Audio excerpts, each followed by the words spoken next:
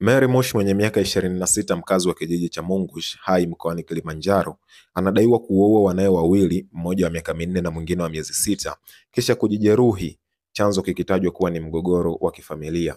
Kaimu kamanda wa polisi mkoa wa Kilimanjaro Aben Mtagwa amethibitisha kutokea kwa tukio hilo, huku akisema limetokea Juni 20, 2025. Kamanda Mtagwa amesema mwanamke huyo sasa yupo chini ya ulinzi na anapatiwa matibabu katika hospitali ya rufaa ya Kaskazini KCMC.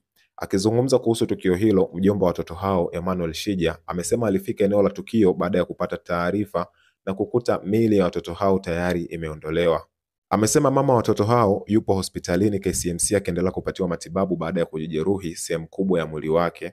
Kwa upande wake, mwenyekiti wa kijiji cha Mungush Lamek Simon amesema tukio hilo limetokea leo mchana Juni 2025 na alipokea taarifa hiyo kutoka kwa mwenyekiti wa kitongoji chake.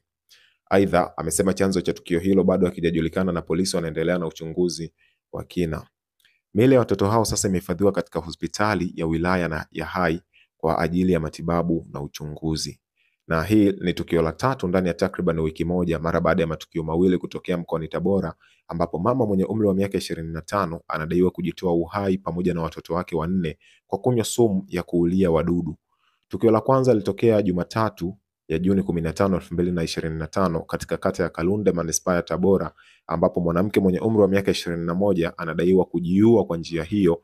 Akizungumzia tukio mama kudaiwa kuwaoa watoto wake 4 kwa kinachodaiwa kuwa ni wivu wa mapenzi, lilitokea katika wilaya ya Igunga mkoani Tabora. Kamanda wa polisi wa mkoa wa Tabora Richard Abwao alimtaja mama aliyefariki kuwa ni Kangwa Mahigi, mkazi wa kata ya Lugubu wilaya ya Igunga.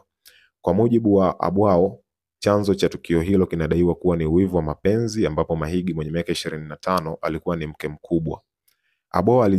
Abwao aliwataja watoto waliopoteza maisha katika tukio hilo ni Sengi James, Simon James, Erisha James na Kashinje James mwenye miezi 7, pamoja na mama yao Kangwa Mahigi mwenye umri wa miaka 25 ambaye ndiye anadaiwa kutekeleza mauaji hayo.